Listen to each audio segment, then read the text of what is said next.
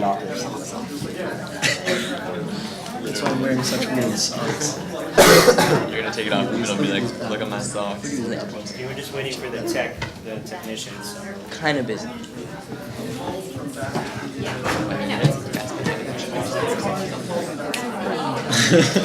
Drop this one. This one?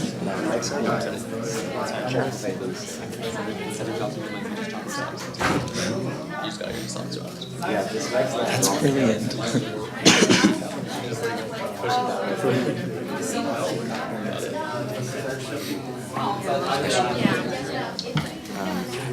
you want to take this one? Because there's two videos. Actually, no, Daniel's got it. Rabbi wanted them to see this note in case you get pushed. There you go. Don't worry about it. Sorry. No. I mean, which source is that?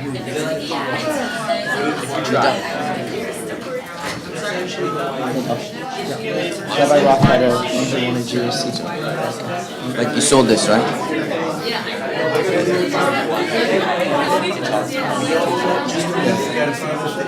Interface there. We're trying to fix it right there. More than about every 5 minutes. Good. This is a perfect time to find Okay. So, the note Rabbi wrote, I don't know what it's...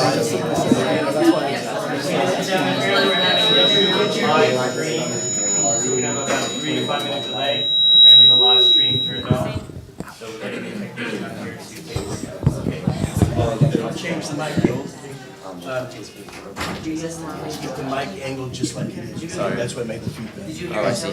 Can't change those. We've got a problem with the internet feed right now. We don't know why. It's like jurisdiction. Yeah. It is. Okay. Thank you. So, okay, so Daniel will be next week, so he'll have that source. Just want to make sure. You could talk over on the Okay, that's alright. Just First time for question and answers. Move these to about right here, this line. At the same on level. the table. And split them equal distant between each person.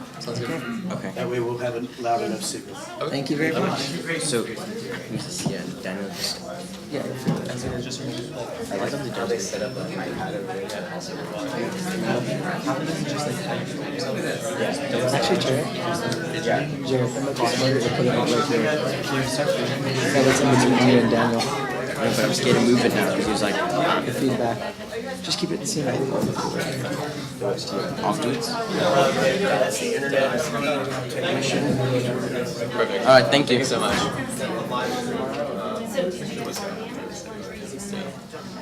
The problem with Daniel, the judge will be able to hear it, and if it's a problem, he'll come out. So I don't want to do this in the middle of the thing. He's got a loud voice. Yeah, exactly. And if the person at home doesn't hear what he's listening to, I remember last year I got up on stage and I just like I noticed that it really doesn't sound like feel. I just like okay. Like whenever I see from the crowd, I always like switching like those are really fast. No matter what. I can keep calm outside but inside. That's good. I can keep coming outside. For me, it's just like, Yeah, but like sometimes your ASB speech is like I'll like switch my mic. my voice.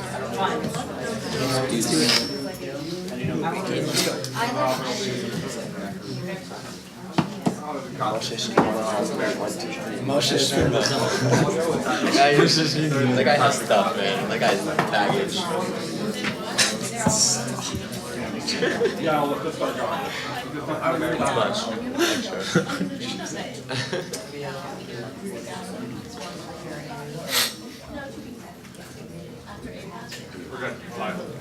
We're live. We are live.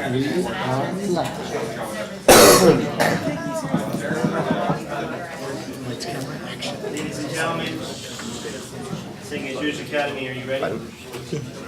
Gentlemen, you ready? We're ready. You may begin. Good morning.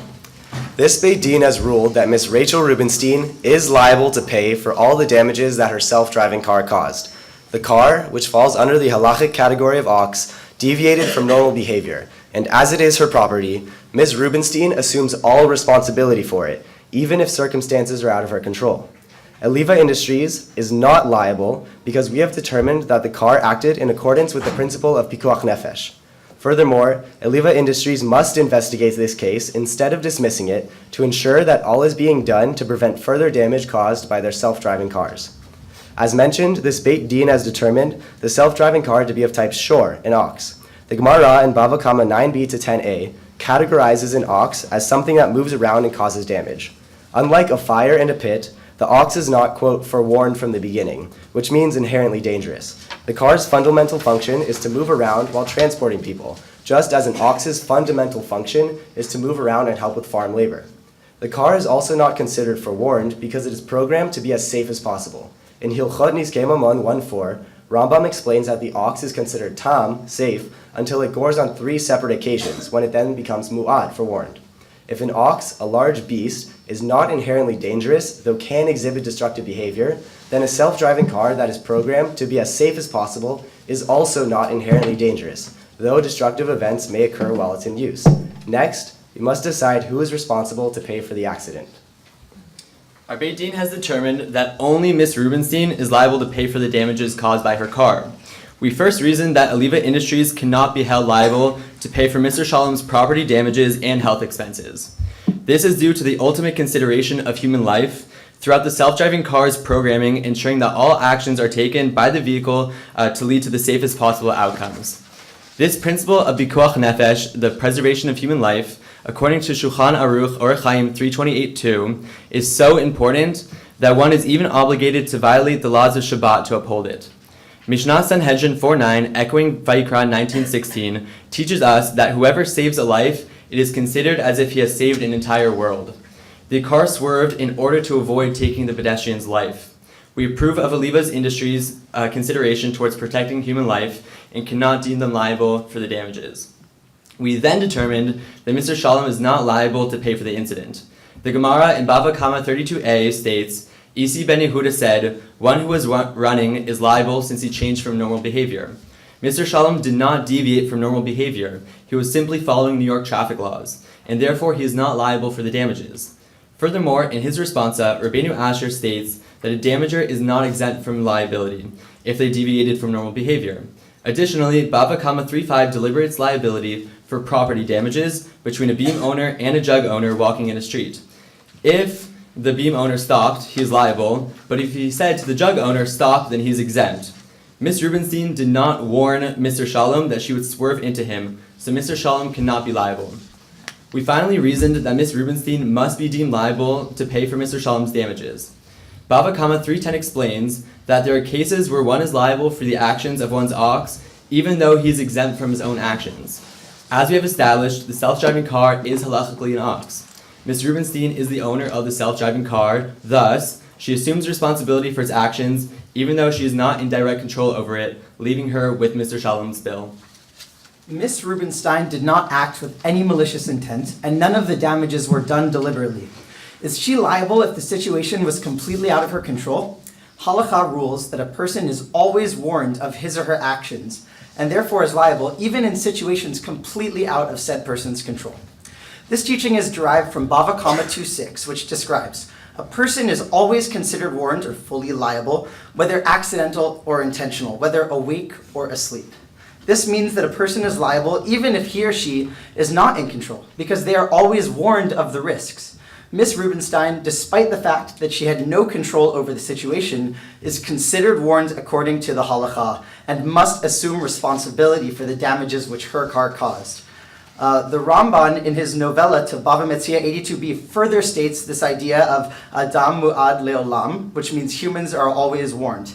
This further supports the principle that one is always liable for one's damages regardless of the circumstances. Miss Rubenstein had no control over the car when she got into the accident. However, given that Miss Rubenstein had ownership of the car which inadvertently wreaked havoc, she must be held accountable for the damages.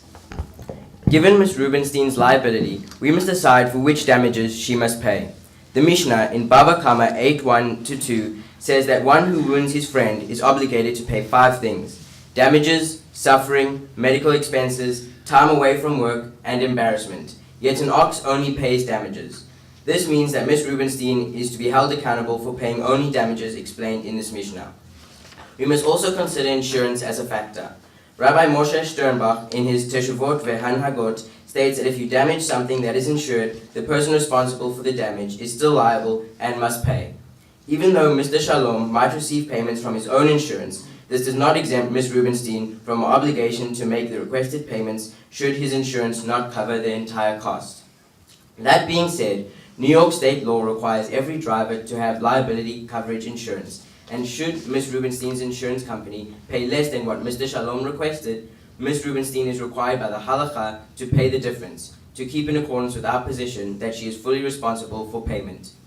Although Eliva Industries is not liable to pay for Mr. Shalom's claims, we questioned whether or not Eliva Industries should be liable to correct the car's autonomous behavior for the entire manufacturing line. We understand that Eliva's cars are programmed to be as safe as possible, and in this case, the car acted in a way to cause the least damage. However, no program is infallible, and every breakdown in the system is an opportunity to learn and improve. Instead of dismissing the case, as CEO Levine did, he should investigate Ms. Rubenstein's crash to see if any software improvements, enhancements of braking technology, or widening of sensory fields can be made. In accordance with the halachic values of Pikuach Nefesh and Adam U'ad Le'olam, and the principles set forth by Isi Ben Yehuda on deviating from normal behavior, this Beit Din rules that Ms. Rubenstein is liable for the actions of her self-driving car, and therefore is responsible for paying Mr. Shalom for his damages, whether that comes from her personal accounts or her insurance policies. We have determined the self-driving car to be of the category of ox, as the self-driving car can both move around and cause damage, but is not inherently dangerous in its general usage. Finally, Eliva Industries should take the opportunity to improve their program after investigating this case. While Ms. Rubenstein is liable for the damages her car caused, this Beit Din recognizes that it was not her fault. Even though the self-driving car for the most part removes human agency, it does not remove human responsibility and accountability. Thank you.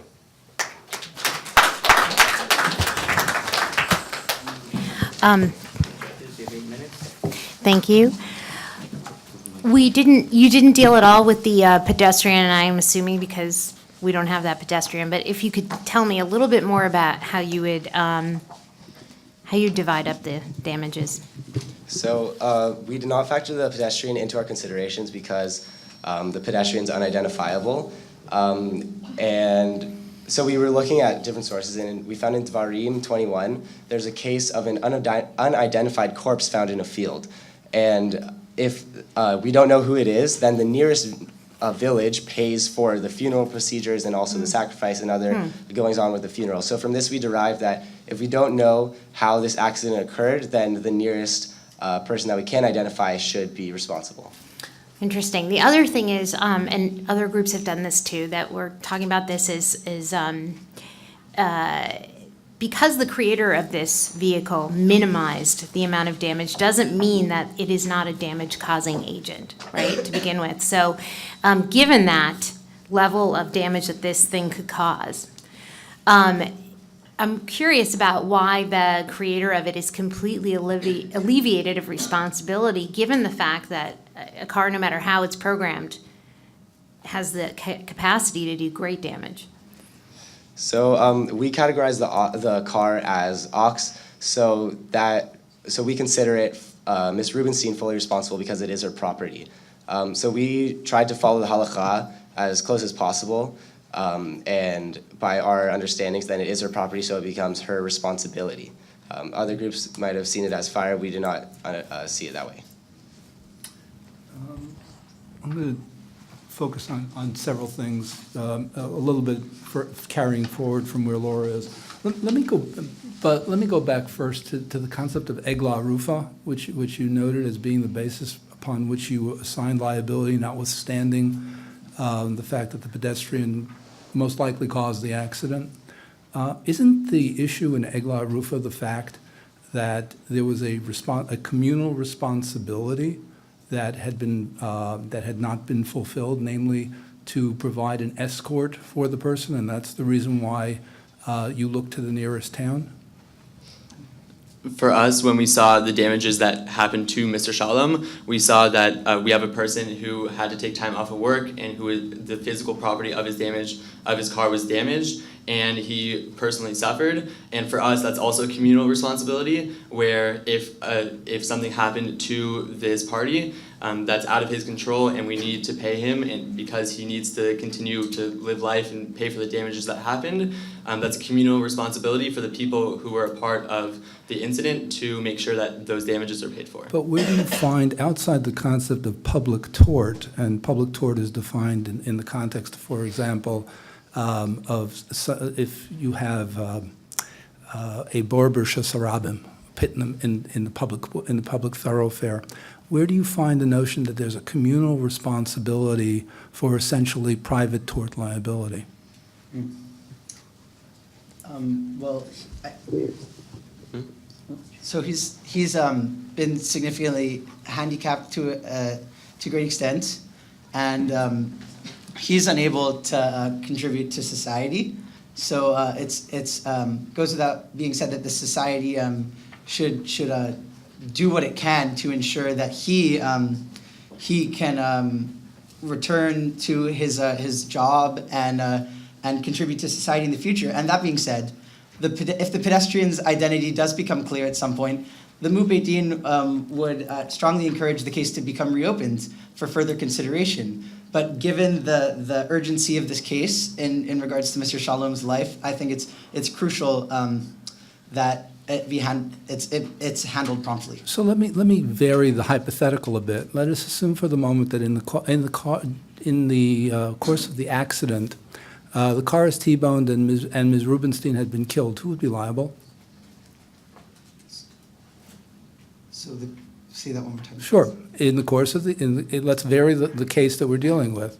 Let's assume for the moment that instead of Mr. Shalom being injured and Ms. Rubenstein walking away unscathed, that Mr. Shalom was injured and Ms. Rubenstein was killed. Who would be responsible? If we were dealing with a case where we were talking about the damages of fatality and the actual value of a life, then we would reconsider who to blame. But in this case, we're not dealing with those kind of damages. So in essence, you're moving the liability not on the basis of principle, but on the basis of who's available? So we categorize, we would look at the situation the same way, but we also recognize that something like that, at least in this situation, that wouldn't happen. Like, I don't think we should deal with all these different hypotheticals, because as we understand it, and as self-driving cars are programmed today, they're not programmed to do if-then, like if this happens, then this happens. They're programmed to recognize patterns and adapt to their surroundings. So it's not immediate. There's too many situations for Eliva to try and say, if you see a pedestrian run out into the street and there's another car coming this way and you're going 40 miles an hour, then you swerve at this time. It's too complicated. So the car actually has to learn for itself. And so the something like that wouldn't happen, because the program is also designed to minimize loss of life. But what you just said, which is an excellent point, that all these inevitabilities are something that this algorithm cannot account for, is precisely what makes it a lethal thing. I'm saying this in general too, not just to you, but that's precisely why these categories can't be applied so neatly as OX2 or fire. That the very basis of the company's programming is to ensure that it's non-lethal and choose the safest possible. Yeah. Right. So to a certain extent, anything could be lethal. Yeah. Right. The same right. for the category of ox. We talked about the ox shor tam or shor muad. In ox, it has the ability to cause damage. It's like a giant beast. A car can also cause damage, but if you look at its fundamental functions, it's unlike a fire. It's not intending to go and cause damage. I would just argue that the algorithm has a potential to cause damage. Well, lots of things have the potential to, but the human algorithm of life also has potential to cause damage. Two very quick questions for you. Then, what action by Rubenstein is the basis for her liability? The car is her property. Yeah. So in other words, merely by ownership. By ownership, she assumes some level of responsibility. Let's assume she hadn't been the driver and I had been the driver instead. Would I be liable, or would she? If you're driving. It was her car, but I was driving it instead. It's still a self-driving car. Who's responsible then? By our understanding of the halakha, it's still her property. So she would be responsible, notwithstanding. So Yes. the fact that she's simple ownership is going to be sufficient. By our understanding of the halakha, Okay. yes. One last question. You emphasized the concept of pikuach nefesh. Could you explain how that works with the Gemara in Bava Kama 60b? And why is it that even though pikuach nefesh is involved, you still would be responsible? Thank you.